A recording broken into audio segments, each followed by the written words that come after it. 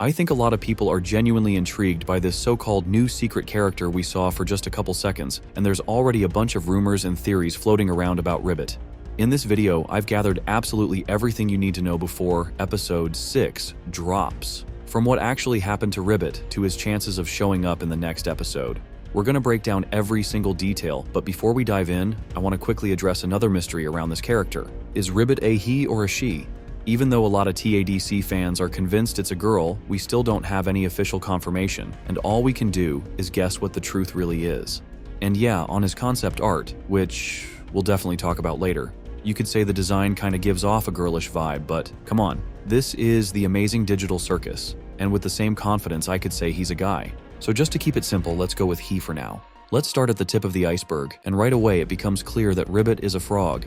We also got official confirmation that Ribbit was the character who turned into an abstracted monster right before the same thing happened to Kaufmo. And if you think back to that early scene we mentioned at the start of this video, you'll realize just how painful this still is for Jax. Which honestly feels strange, because we're so used to seeing Jax as this unshakable, sarcastic guy like nothing could ever really break him. But this hit different. Even after warming up to Pomni and forming what looked like a genuine friendship, Jax still can't bring himself to talk about the one thing that clearly hurts him most. What was that about? It's nothing. Who cares? Doesn't she get on your nerves sometimes? So, you wanna talk about that?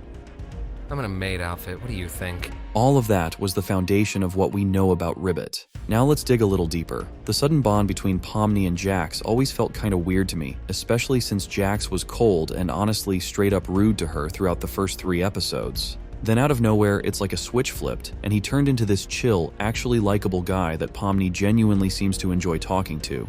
And if you dig a little further, you'll remember an old concept that reveals Pomni was originally supposed to be a frog, just like Ribbit.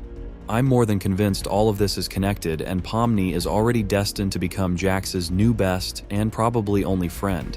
But why did Jax even choose Ribbit as his friend in the first place? There are a few theories, but my favorite is the animal theory. If you think about it for like half a second, it lines up.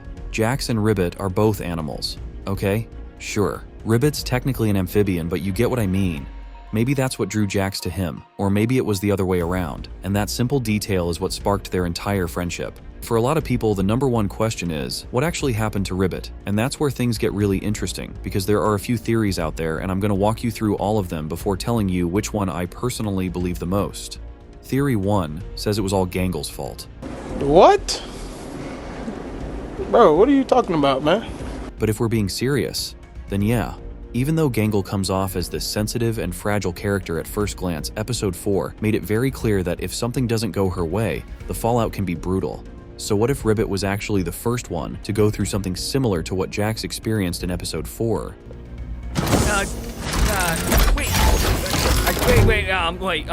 Nobody can see this, right? It's time for your employee reevaluation. What if after that Ribbit's mental state just couldn't recover, and day by day, he slowly started losing his mind, eventually turning into the creature we saw? There's even evidence that Jax wasn't always the jerk we know now, but I'll save that for tomorrow because the video you're gonna see will completely flip your entire understanding of the digital Circus. No spoilers just yet.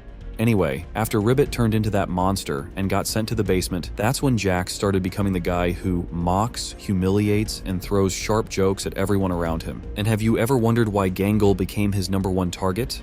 I'm a New Zealand extremist, and I don't know what New Zealanders threaten people with. Which door should we choose? Not sure. Let's try this out. That's just one theory. And the real issue is we don't actually know what Ribbit was like, and that's exactly where Pomni comes in. Remember when I said Pomni and Ribbit are connected if only because they were both meant to be frogs? I'm not sure if the show will ever tie them together directly as characters, but when it comes to personality and behavior, they might be way more alike than we think. That could be the very reason why after all this time Jax chose Pomni as his new partner in crime, because deep down, he sees a reflection of his old friend in her. So now we kind of know what Ribbit was like before turning into an abstracted monster. Maybe a little shy, kind, probably treated others well, and definitely had a strong friendship with Jax. At least that's how we see Pomni now. But let's shift away from that sweet version of Pomni for a sec and think about her evil version, who, let's be honest, might actually make a great match for Jax. Ha! Get owned! Yeah, that's what I'm saying. Ah, she's cool.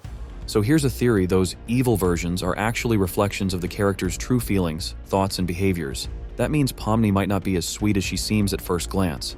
I'm not saying she's some villain out to hurt everyone, but there's definitely a rebellious streak in her, and chances are Ribbit had that same spark. That's probably the very thread that kept Jax and Ribbit tight as best friends. But even if we imagine Jax was originally a friendly guy, that spark was always there. And that spark, maybe from an awkward word or too many jokes and teasing between them and others, or even judgment from the rest of the cast, could have pushed Ribbit into depression.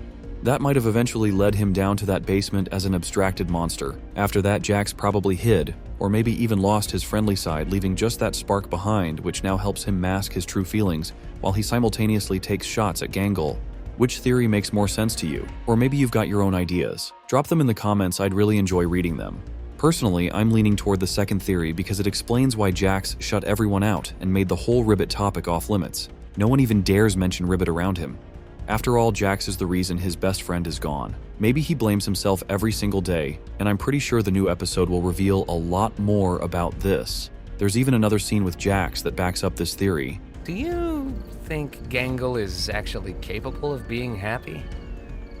What? I don't know, like her comedy mask still breaks every day. Does she think hanging out with Zooble is gonna magically fix that? Maybe she just doesn't want to hang out with someone who's mean to her all the time. Aren't you surprised that Jax actually cares about Gangle? It seems wild considering everything we've seen, but there's a reason behind it, and that reason is Ribbit. I'm pretty sure Jax sees in Gangle's constant gloomy state a reflection of the same feelings Ribbit had in his last days in the digital circus, and that's what triggers Jax. Even though he loves to joke and mess with her, deep down he's scared of any repeat of what happened with the abstraction. That's exactly why he left Kufma's funeral early and went to visit his best friend's room afterward. Now you know pretty much everything that happened with Ribbit and partly with Jax up to this point, but what's really exciting is what comes next. I'm almost 100% sure episode 6 will reveal a lot more about the relationship between these two characters. But first, let's dive into a pretty spicy topic. Could Ribbit actually make a comeback in the amazing digital circus? In that final scene, it basically confirmed all our suspicions. At this point, I'm straight up convinced that not only will we see more of that mannequin in the next episode, but we'll finally learn what he's really hiding. And here's the kicker. Wasn't it kind of weird how Goose just casually dropped a full concept art of this character? Sure, some might argue it's like what happened after episode 3, where we saw full art of that angel NPC, and no, that didn't mean he'd become a core part of the story. But there's a huge difference. That angel, already established NPC. With Ribbit, we didn't know Jack, just his face. Then suddenly Goose drops a full body design plus a complete emotion sheet? Come on, that ain't random. And if we keep that in mind and remember how Jax's entire storyline in episode 5 basically kicked off after Ribbit was brought up, and add the fact that episode 6 is supposedly Jax focused, then yeah, I really do think Ribbit might be that mannequin. It's important to understand that Kane is literally all-powerful inside the digital circus. There are no real limits to what he can do within that world. He can manipulate the environment, the characters, even their thoughts. And most importantly, he has total control over the system itself, meaning he absolutely can bring someone back from being abstracted. After all, the characters in TADC are just digitized versions of real people's consciousness, trapped in some massive, ultra-advanced virtual system. And who holds all the admin rights? Right, Kane. We've already seen this in action. In the pilot, he fully healed Regatha after she got wrecked. In episodes 4 and 5, he literally hijacked her mind for laughs and even messed with Jax's brain to make him go vegan. So if he can do that, then bringing Ribbit back from abstraction? Totally possible. And this is where it gets wild. What if Ribbit's consciousness never left? What if Kane didn't delete it but instead stored it, moved it into that weird mannequin we keep seeing? If we accept that theory, then episode 6 won't just be the Jax episode, it'll be the Ribbit comeback episode. We might finally hear his voice, see him move again. Maybe he's still trapped in that mannequin body, or maybe Kane decides to give him back his original form. Either way, I'm convinced Ribbit is still alive, and we're gonna see him in episode 6. And what's really important to understand here is that, like I said before, episode 6 is mostly about Jax, and that matters a lot when it comes to Ribbit possibly showing up.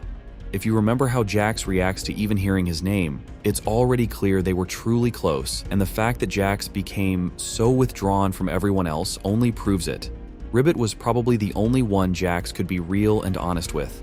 And now that we're finally learning more about the rabbit himself, it makes total sense that Ribbit's story would be revealed alongside his, since those two are clearly tied together by a deep emotional bond. All these facts and coincidences almost scream that Ribbit has to show up, and now we just have to wait a bit longer. But remember how Pomni ended up in the digital circus, right? In case you forgot, it was 'cause of Kaufmo. She joined right after the clown abstracted, which means there can't be more than 6 people at once in the tent. So if we really think Ribbit's coming back in episode 6, it's only logical that someone else has to leave the circus. Unless, of course, he shows up as a mannequin. In that case, nothing changes. But let's imagine he's back as a frog. If that happens, someone from our usual crew will have to leave the digital circus, and I'm ruling out Zooble right away, because Gooseworx confirmed she'll be in all 9 episodes. It makes sense that Pomni as the main character has to stay in every episode too, and if we're talking about Ribbit coming back, it would be dumb to replace him with Jax, since his return would basically be for that purple rabbit's sake only. So we got 3 untouchable characters while Regatha, Kinger, and Gangle are in the danger zone. And that actually makes sense if we just take a look at each of them, but let's go through them one by one. And I think it'd be right to start with Regatha. You might say episode 6 is going to be about not just Jax, but her too. And I totally agree with you, but we can't really predict when Ribbit will come back. It could be anywhere from the middle of episode 6 to the final scene. Now let me explain why Regatha might turn into an abstracted monster. From the start, we saw this character was kind of strange, even though she seemed super positive. Don't freak out about it or anything, but, we don't exactly... You can't. I'll let you get back to it if you are. There she is. Hope you're doing all right. I know yesterday was a bit of a doozy. There was still this vibe that she was kind of pushy and not totally honest with everyone. All her actions seemed just about getting some praise or approval, and episode 3 showed that pretty clearly. Yeah? I just want to say thanks for always being concerned about me. I feel like through everything, I haven't really been appreciative enough about that. Oh, thank you, Pomni. I just want to make sure you're doing all right. You know, we care about you. We won't really consider episode 4 since she was basically under the influence of stupid sauce and didn't control her actions, but you could say it just gave us a little glimpse of her true self. Episode 5, though, was the clearest example because we learned all the reason behind Regatha's behavior and finally saw that she's not the cheerful girl she wanted to seem. Her past haunts her like a heavy burden she can't shake off, and the main cause of this is her mother, who wanted to make her perfect and obedient, and in the end, it all turned into this. First steps of a budding friendship, right, Regatha? Hey, Pomni. Remember when Kaufmo smashed me against the walls and I got all jumbled up? All things considered, that was pretty funny, right? No, not really. Oh, yeah, no. Sorry, that was probably pretty traumatic for you. Regatha literally loses it when she sees Pomni starting to talk to Jax and realizing she can't do anything about it. Slowly, all her emotions come pouring out, and for the first time, we see her true rage. Act like you never do anything wrong and everybody loves you, when in reality, you just fuck everything up for everyone else! Okay, let's, calm down a bit. What? You're the one who said it's fine to be a jerk sometimes! I'm sorry, Pomni. That wasn't very cool of me. It's fine. And the final scene is like the cherry on top because it perfectly shows this character's total emotional exhaustion. And that strange scene only makes you think more and more about Regatha's soon transformation into an abstracted monster. She's really on the edge, and realizing that she seems like a perfect friend, but no one actually wants to be truly friends with her is driving her crazy, and most likely will lead her to the worst in the digital circus. I remember I promised to tell you more about Kinger and Gangle, but honestly, I'm not sure how reasonable that is, since Kinger is a pretty predictable character who's learned to live with his pain for many years, and it's unlikely anything will push him to turn into an abstracted monster. As for Gangle, all you can really say is that she seems close to normalizing her state, especially considering her growing bond with Zooble. Of course, it's all relative, and anyone could turn into an abstracted monster in the next episode, and the only one who's definitely staying till the end is Pomni. As usual, I'm waiting for your thoughts in the comments, and see you soon in new videos.